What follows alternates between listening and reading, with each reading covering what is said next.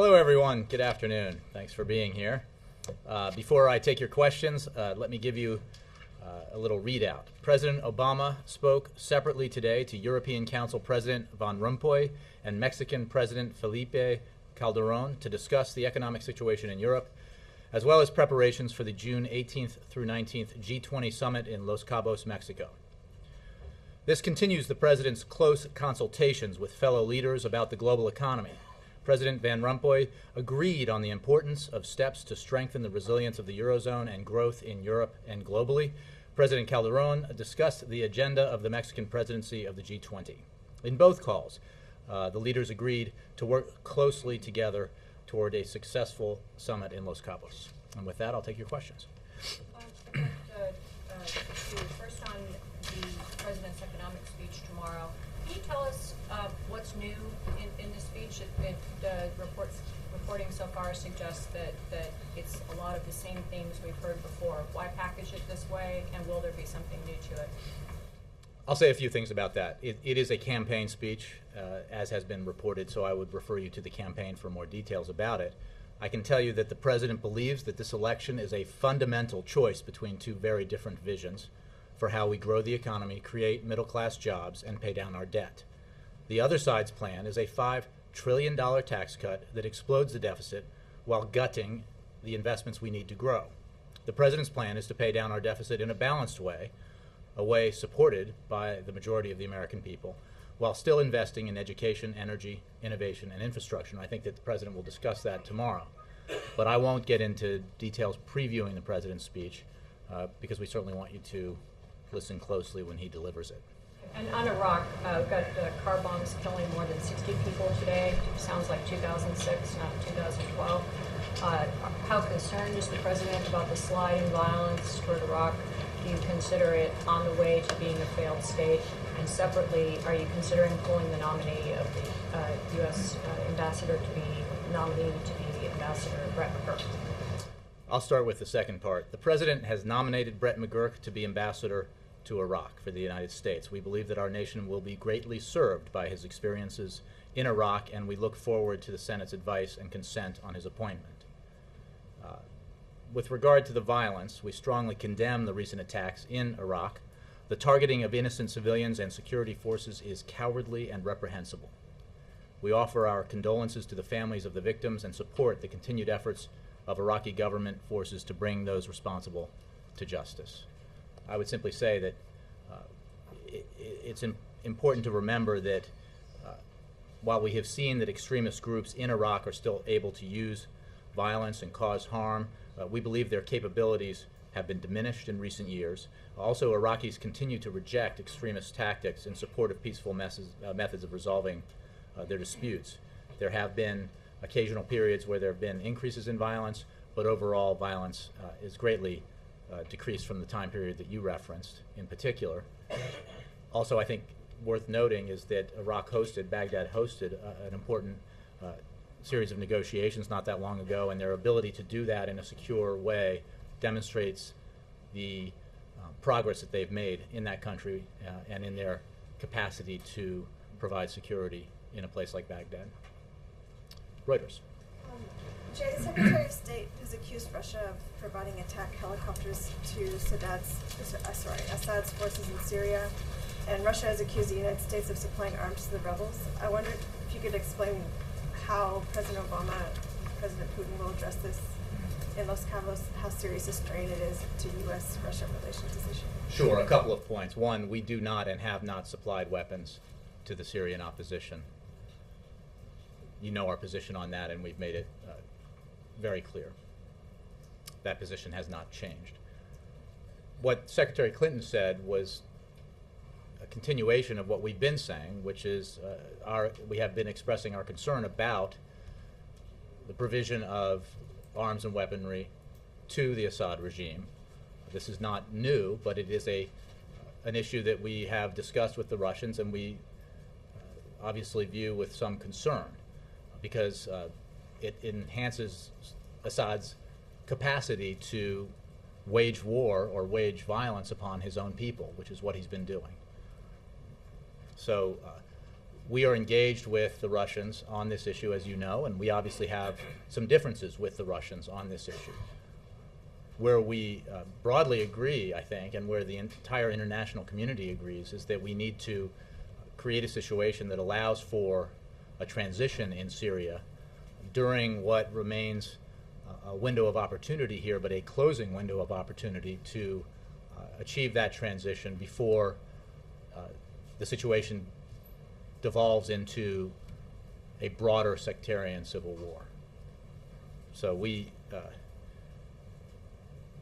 are continuing to engage with our international partners in different forums, the United Nations, the Friends of Syria, and elsewhere, to isolate and pressure Assad.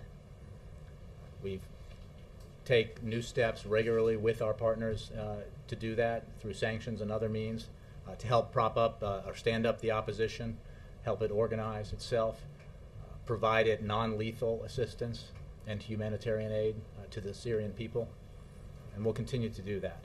Meanwhile, the situation in Syria is obviously terrible. Assad's brutality is unacceptable. He will go down in history as a tyrant who will be loathed by generations of Syrians who are the victims of his brutality. Will the President be speaking with his Russian counterpart about the attack helicopter issue ahead of the G20, or will that wait? Yeah, I would just say that this is the issue of helicopters is part of a broader concern that we've expressed and we'll continue to express as we discuss with the Russians and others about next steps that need to be taken to help bring about the political transition that is so essential for the future of the Syrian people. I am sure that Syria will be a topic of discussion both in bilateral meetings as well as more broadly at the G20. But I don't have anything specific in terms of what will be on the agenda in that specific bilateral. Yes, Jay.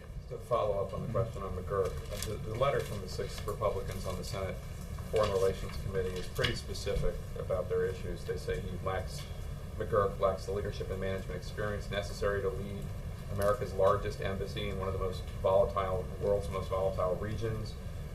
Members also have further doubts that stem from his role in the botched 2011 status of forces agreement negotiations. Furthermore, senators are concerned by reports that some Iraqi political groups have stated they will not work with McGurk if confirmed. And finally, the public release of information detailing unprofessional conduct demonstrates poor judgment and will affect his credibility in the country where he's been nominated to serve. These are pretty serious concerns. Do you just dismiss them? Well, I would simply say that we believe that the United States will be greatly served by Mr. McGurk's experience in Iraq, which is substantial. And some of the points that you raise go to differing views about Iraq that have very little to do with our proposed nominees and just a nominee and just a difference of opinion. There are some who believe we should still be at war in Iraq. There are some who believe the president should not have ended U.S. involvement in the war in Iraq. The president simply disagrees. He made a commitment that he would do that. He made a commitment that he would withdraw U.S. forces, that we would get out of the war in Iraq more responsibly than we got into it, and he has fulfilled that promise. So that there are elements of that letter that have to do with broader disagreement.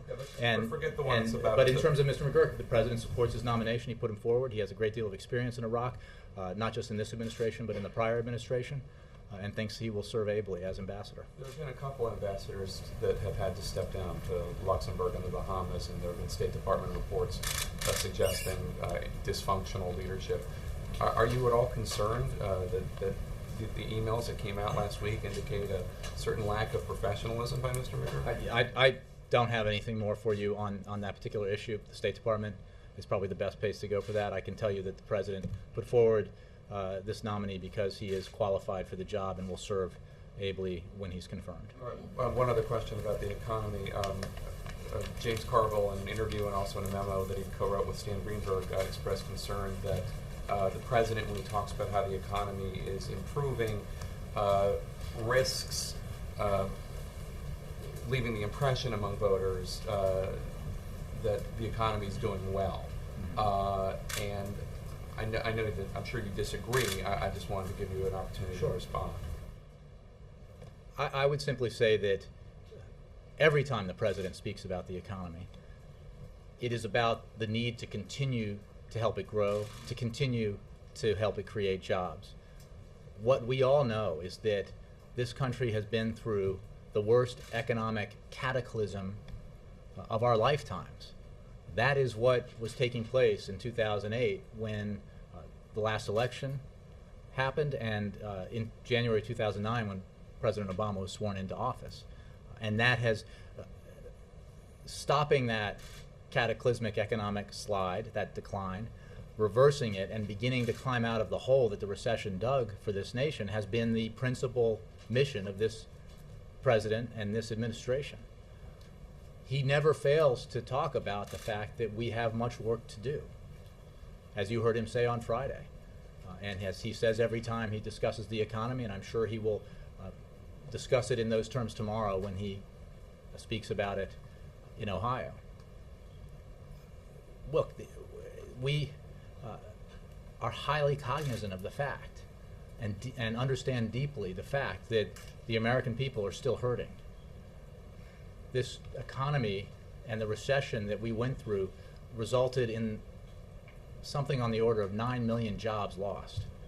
We saw recently in the survey by the Federal Reserve about the wealth of the median American family being devastated by the recession. Devastated. From the fourth quarter of 2007 until the first quarter of 2009, we saw a 40% decline in median wealth. That's a fancy way of saying that the bottom fell out.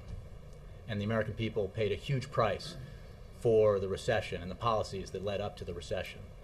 And it is the central mission of this president, this presidency, this administration to put in place the policies that will help us grow, will help us create jobs, and do it in a way that builds a foundation for the economy that is not shaky, that is not constructed out of the insubstantial stuff of housing bubbles or tech bubbles or financial industry bubbles, but is built on investments in education, in innovation, in infrastructure, in energy.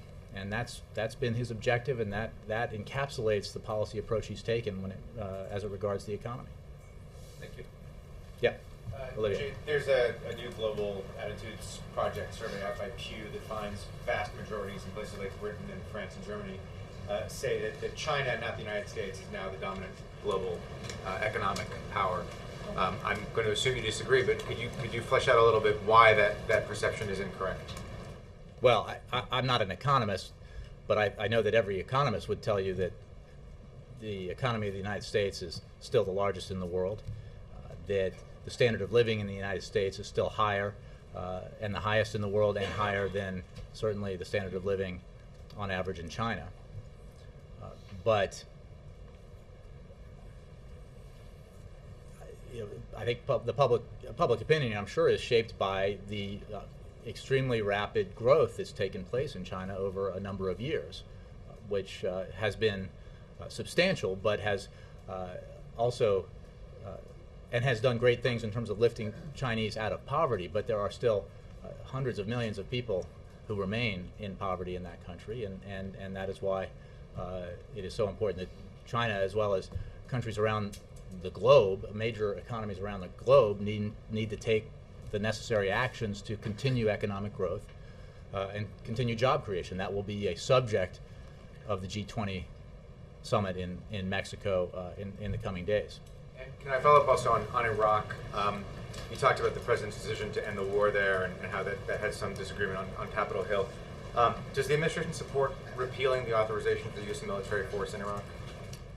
I haven't had that question. I haven't looked into it. I think that the president ended the war in Iraq. He brought our troops home. Through the remarkable service and sacrifice of our men and women in uniform, as well as our civilian personnel in Iraq, Iraq has an opportunity for a much better future, and we remain engaged in Iraq. Obviously, it's an important country in the region, an important ally going forward. But as I was saying in answer to the question earlier, there are those who argue here in Washington that we should not have withdrawn forces from Iraq, that 8 years wasn't enough, that we should continue to have U.S. troops there. The president disagrees. Nora. On Syria, does the White House believe that Syria is in the midst of a civil war? What we believe, what the administration believes, is that the situation there is deteriorating. It is deteriorating quickly. It is horrific what Assad is doing to his own people, and that the window of opportunity to bring about a transition to a democratic future for Syria is closing and will close. And if it does, the chance for a broader sectarian civil war in Syria will be enhanced greatly. Defining the terminology now, or debating the terminology now, is far less important than making sure that we're taking actions to collectively to bring about that transition, and that requires the cooperation of nations around the world, nations on the United Nations Security Council. That goes to what I was discussing earlier about our regular conversations with the Russians and the differences we have with the Russians about the Assad regime in Syria and how to bring about a transition there. But we are continuing to work on that issue for the very reasons that I think prompted your question. France says it, the UN peacekeeping chief says it. How can you say that Syria is not in the midst of a civil war? I think that it is largely irrelevant to have a debate about terminology. What we know is that if we don't act quickly, if we don't come together at the United Nations Security Council, at other forums, through the Friends of Syria and elsewhere, to help the Syrian people bring about the transition that they deserve, we will be in a situation, or we will likely be in a situation where Syria is experiencing a sectarian civil war that could spill beyond its borders, that could destabilize the region, that could involve other countries in the kind of proxy conflict that can be very damaging, not just to the region but to the world. So all of those reasons, I think, further explain why it is so essential that the international community act and unite around the notion that there needs to be a transition, that transition cannot include Assad because of what he has done in this past year to his own people. He long ago gave up his opportunity to be a part of that transition. He will go down in history as a brutal tyrant, someone who murdered his own people, and therefore has no place in the future that the Syrian people desire and deserve. The Russian foreign minister has rejected the U.S. claim that they are providing new arms shipments to Syria. Do we believe he's providing new arms shipments to Syria? Again, I can just answer in the way that I did moments ago, which is to say that this has been an issue that we've discussed openly as well as privately in the past. The relationship that the Russian government has with Syria is a long-standing one, and we simply have a difference of opinion about circumstances now with regards to Assad.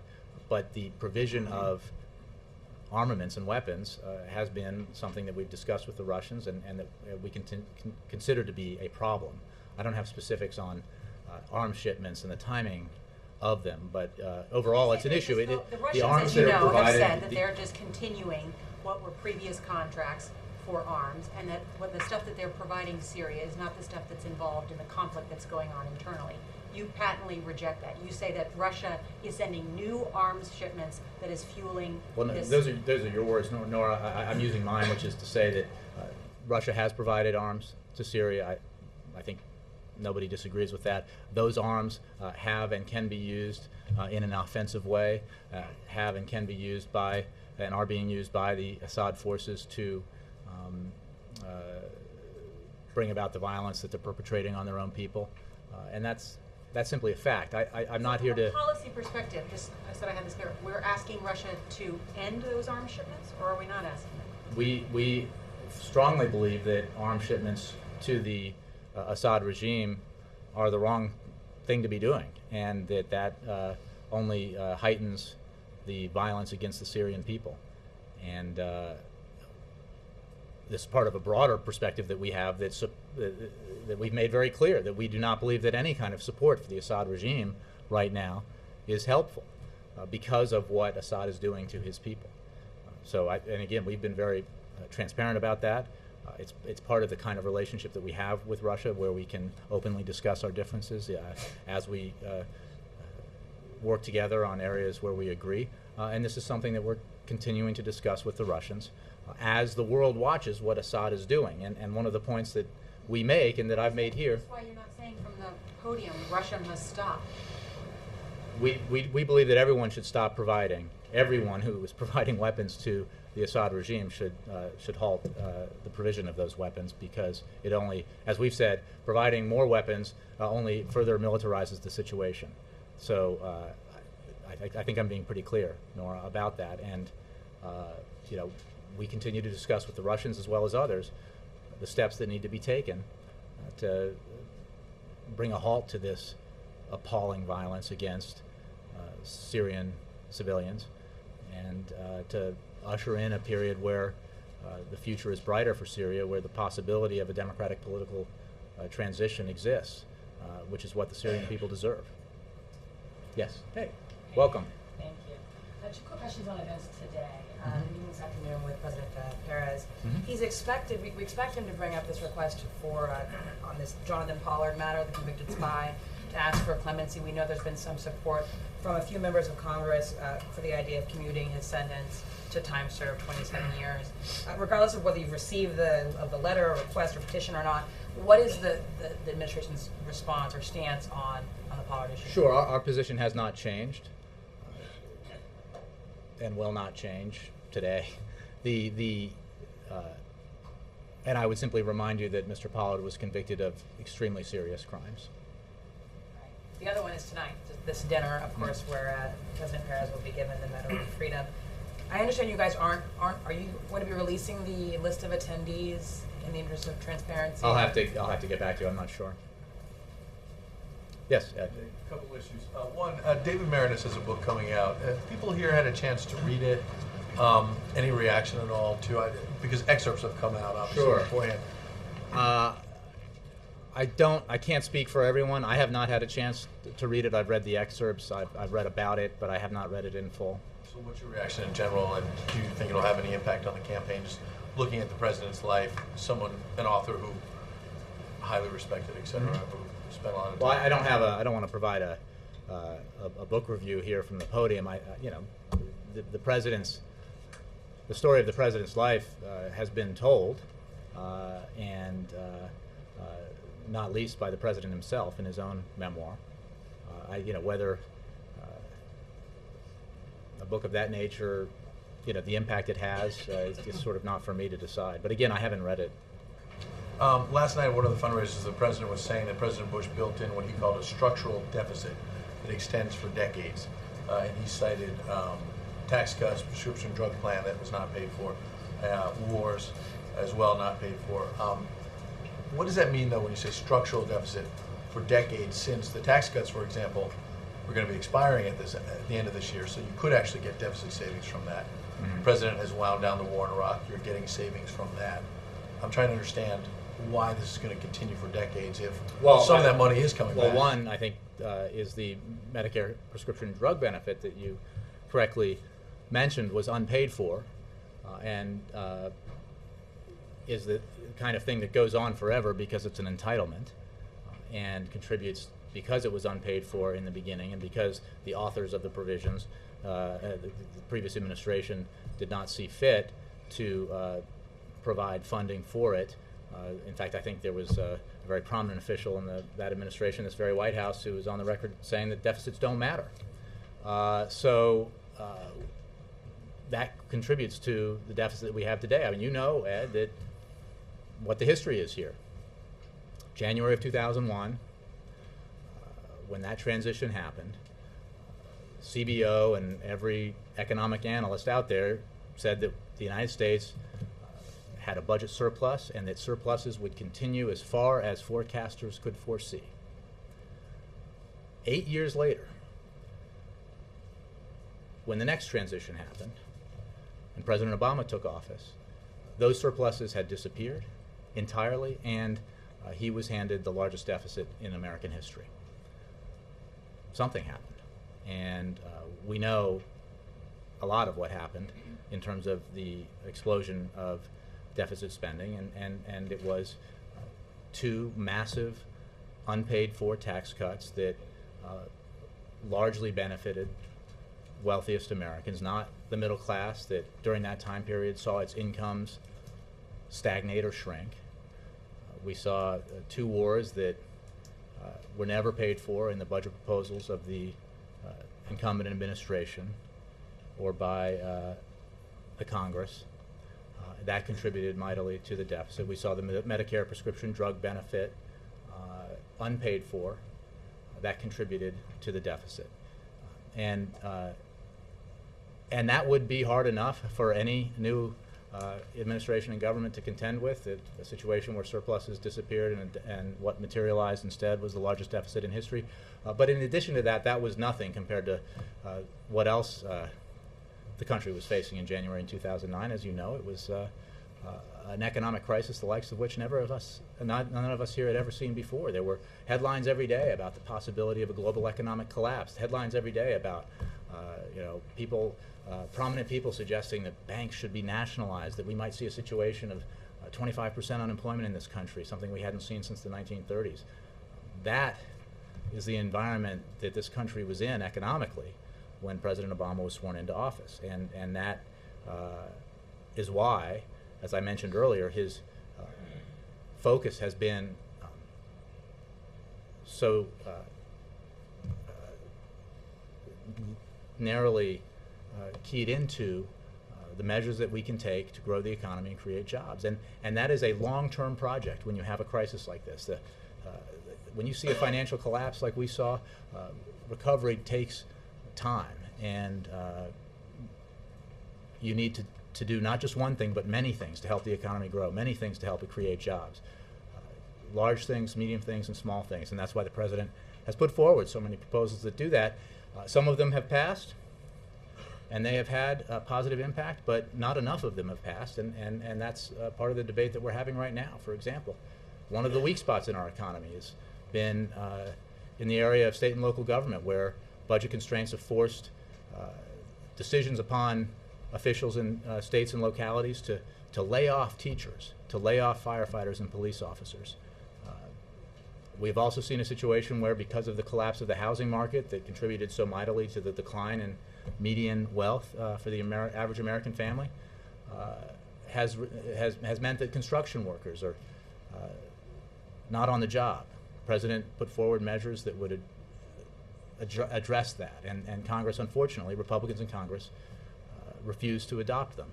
The President still believes that we can take that action now and put folks back to work in a situation where the economy still needs help. Last thing, but when earlier Ann asked about whether there'll be anything new tomorrow, you didn't seem to shoot down the idea that there will not be anything new in the speech tomorrow in Ohio. Obviously, we will wait and see exactly what he says, but if he gets out there again tomorrow and says that he inherited this, as you just mentioned, which he did in early 2009, it was all falling apart. Do you worry, though, that when people are still hurting, they feel like they've heard this before, and they feel like he's got nothing new to help them deal with the struggles in their lives? Well, I've said often, Ed, in recent days and weeks, that the President is constantly tasking his economic team and others to put forward ideas that could help grow the economy, help it create jobs, whether they're ideas that would require congressional action or ideas that the administration could take through executive action. And he will continue to do that. He recently put forward a set of ideas that Congress could act on that build on the measures he proposed last fall. Congress should act on all of them. And I think it's worth noting here that we always have these debates, and we're having one now in Washington about, well, the President and Democrats have their proposals. Republicans reject them, and the Republicans have their proposals, and they blame the President and the Democrats for rejecting them. What do we do in that situation? Well, we turn to the referees. We turn to the outsiders, the independent analysts, in this case economists, and see what they say. And the same economists who have looked at the economic proposals put forward by the President that have yet to be passed by Congress, and the economic proposals that House Republicans in particular tout, say, on the House Republican side, Some of them would actually do near-term damage to the economy. Some of them might, in the out years and down the road, have positive economic impact. None of them would have near-term, short-term, positive economic impact, positive effect on growth, positive effect on job creation. Those are the referees, right? What do they say about the president's proposals? Those elements of the American Jobs Act that the president put forward that Congress refused to pass because they were protecting, they didn't want to pay for it by asking oil and gas companies to give up their subsidies, didn't want to pay for it by asking millionaires and billionaires to pay a little bit extra. Those provisions, as judged by outside economists, would create roughly 1 million new jobs, would put 1 million people back to work. And a lot of them teachers and firefighters, real folks who are still hurting. And that's the debate, and that's the judgment of outside referees. So it's not just a question of, well, there's a lot of gridlock and everybody's saying, do what I say. It's a question of what would be good for the economy. And I think one of the reasons why Congress has acted on some of the things that the president has put forward is because he's gone out into the country and taken his case to the American people, and the American people have in turn pressured Congress to take action. That was the case with the extension of the payroll tax cut. It was the case with the extension of unemployment insurance, and hopefully it'll be the case going forward, because we need to take action, and the American people expect the folks they sent to Washington to work on their behalf and not sit around and make predictions about what will be helpful for their electoral prospects in November. Yes. Thank you, sir. I'll give you a second to catch your breath because I'm going to go back to Syria here. Appreciate that. Russia, you have alleged, the American government has alleged, is sending attack helicopters in aid of the Assad regime. You have called what's going on there a brutally unacceptable series of events, including the killing. So my question is Russia complicit in the killing of some 10,000 civilians? That is not what we're saying. We are simply saying that it is well known that Syria and Russia have an arms supply relationship that goes back a half century, including providing arms and helicopters.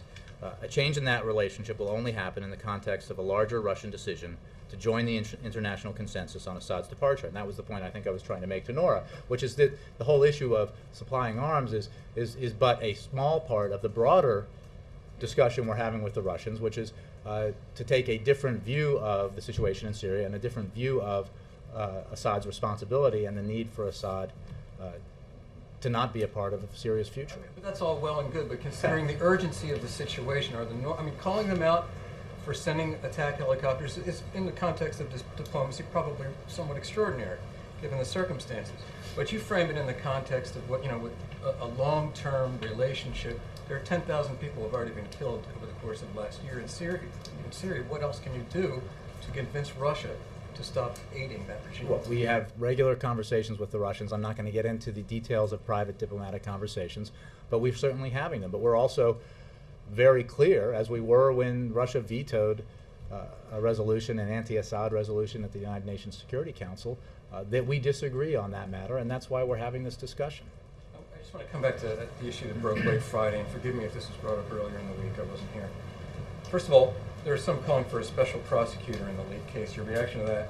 And second of all, was there any communication between the White House and DOJ prior to the Attorney General's announcement on appointing the investigators, the U.S. attorneys? I think I gave a response to this the other day in terms of the call by some for taking that action. We don't believe that's necessary. This administration takes the leaking of classified and sensitive information very seriously. The President spoke to that himself in the briefing room here just last Friday, made very clear his views on the matter.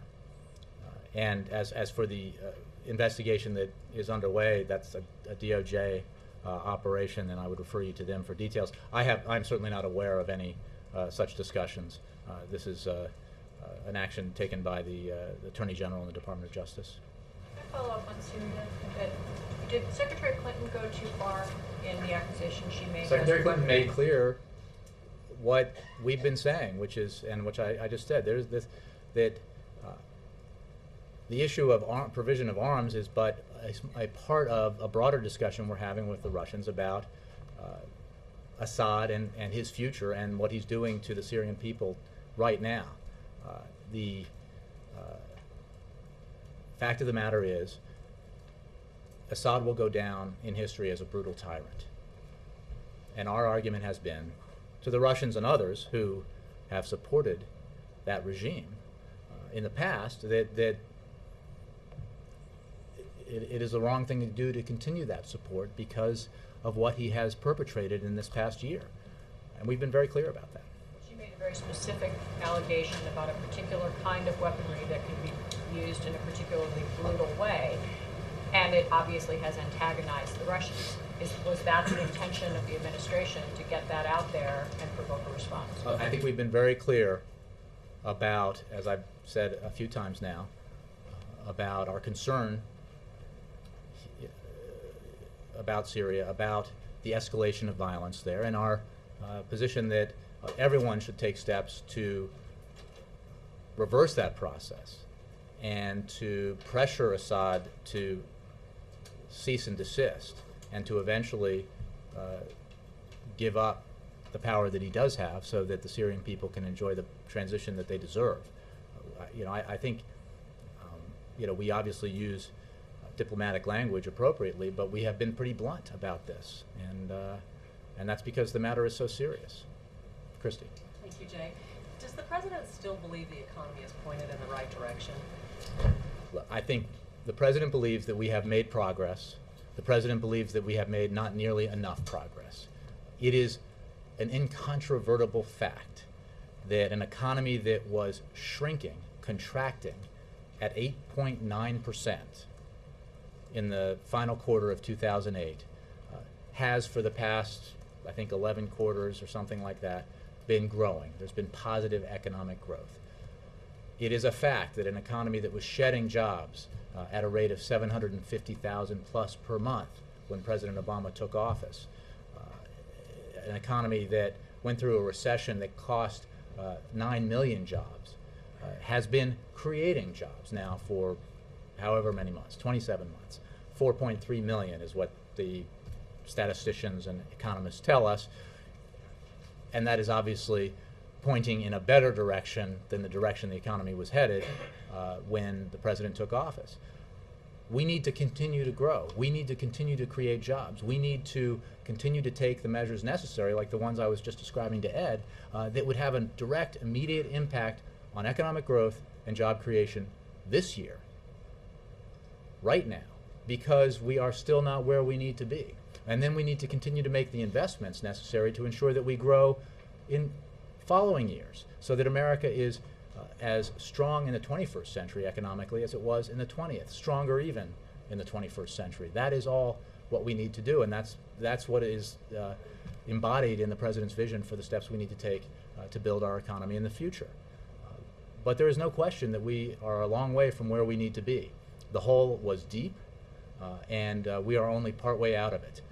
That's why this debate is so important, because I've expressed my surprise in the past, having watched a few of these elections in the past and observed them from your perspective, that in this process, the folks who are contending for office and want to oppose the president have, very few of them have ever put forward an idea that says, you know what, let's do something new, because what was tried by the Republicans from 2001 to 2008 sure didn't work. Does anybody argue that it worked? And yet, what we've seen proposed is the very same policies, and then some.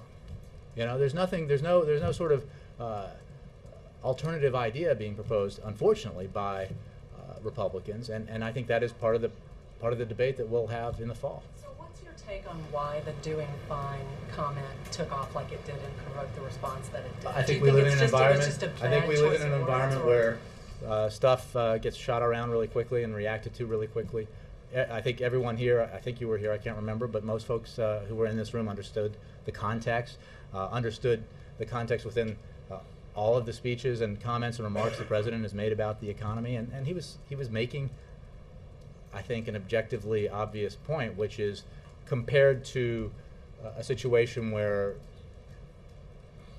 so-called public sector workers, and that sounds very bland and bureaucratic, but we're talking about teachers and firefighters and police officers, have been laid off in droves, and compared that to a situation where the private sector has created 4.3 million jobs. The public sector is an example of weakness by comparison, but he certainly does not believe and has made clear in every policy proposal he's put forward and every speech he's given on the subject that we are where we need to be in the private sector or in the whole economy. And that's why we need to take action to continue to help the economy grow. Remember, the proposals that are on the table that the Republicans have yet to pass include extension of the production tax credit for businesses to help them grow and hire. They include proposals to help homeowners refinance, which would inject more money into the economy, into the private sector to help it grow, to help small businesses and large businesses hire and grow. The President has taken an approach to economic growth and job creation that has been focused principally on the private sector, and it will continue to be. And he does Remember, make that point a lot. I think it's now 18 As you small say, business tax cuts that he's signed into law. And almost every time the president speaks about the economy, he starts by talking about how terrible things are and how much more needs to be done. But I'm just wondering, what you're saying today sounds like things you've said before, the things the president's been saying for a long time. I just wonder if you have a sense of why that is not connecting and why people don't. I think people are seem still to be hurting. receiving I think that the message. economy is not recovered, and it's not where it needs to be. We are still emerging from a terrible recession that saw the loss of 9 million jobs, that in a short period, as elucidated by the Federal Reserve report from the fourth quarter of 2007 to the first quarter of 2009, all of it within that period, a 40% reduction in median household wealth. That means average Americans saw their wealth, principally in their homes, just collapse in that period from the fourth quarter of 2007 to the first quarter of 2009. That's a terrible situation, and it I think highlights the kind of economic situation that we found ourselves in 2008, and that this president confronted when he took office in 2009. And if I may, it elucidates why we cannot sensibly adopt the policies that help create a situation where median household wealth dropped 40% in a little over a year. That was terrible for the American people. So why adopt policies that say, you know what, let's let the financial industry write its own rules again. Let's repeal Wall Street reform. Let's let credit card companies have their way with consumers. Health insurance companies, go for it. Take advantage of people again, because it worked so well in the first decade of this year. Yes? My name is Anos Dimandis, and I'm a correspondent from the Sky TV of Greece.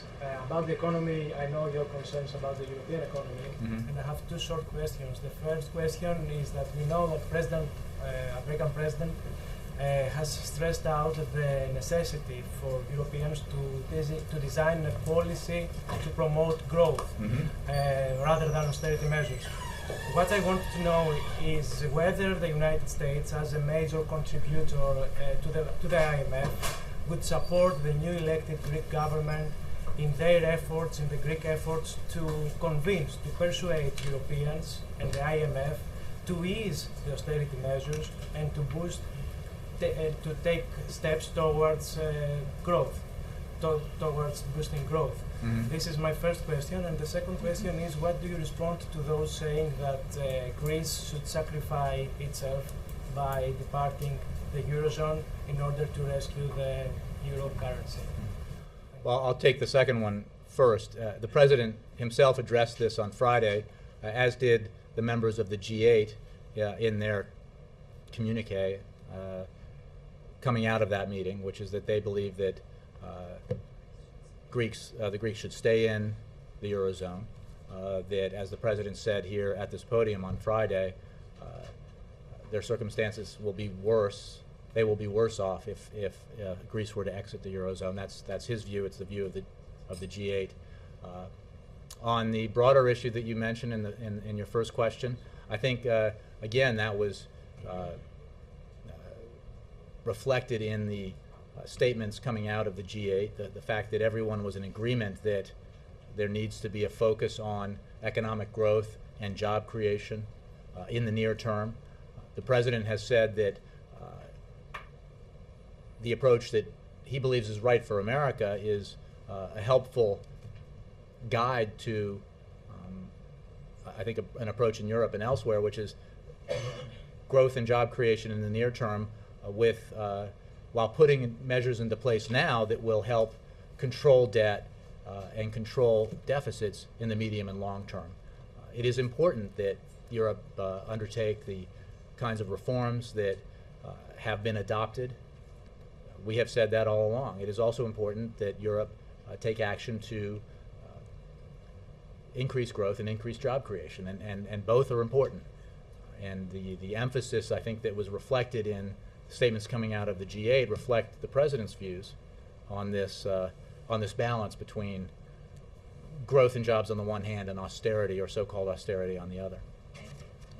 All right. Thank you all very much. Appreciate it.